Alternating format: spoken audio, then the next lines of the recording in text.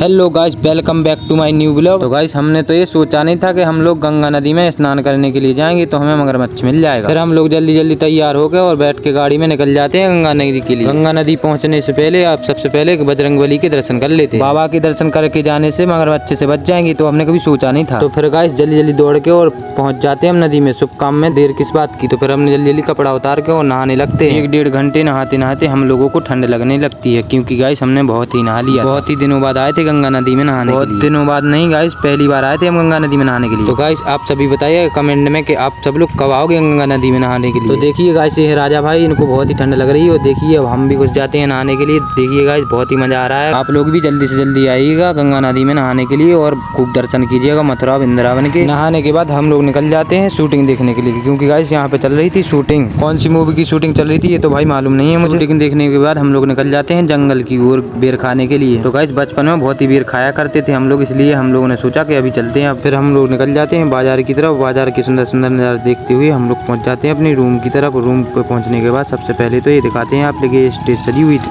क्योंकि गाइस यहाँ पे बारात आने वाली थी और हम लोग सुबह निकल गए थे गंगा नदी में स्नान करने के लिए। तो हम लोगों को मालूम नहीं था। जब तक हम लोग आए तब तक यहाँ सब कुछ हो चुका था, सिर्फ खाना बाकी रह गया था। हम लोग सही टाइम पे आ चुके थे, क्योंकि गाइस हम लोग तो भंडारे नहीं छोड़ते दूर दूर के, ये तो फिर बफर है। ऐसे ही ब्लॉग देखने के लिए हमारे आईडी को फॉलो कर लेना।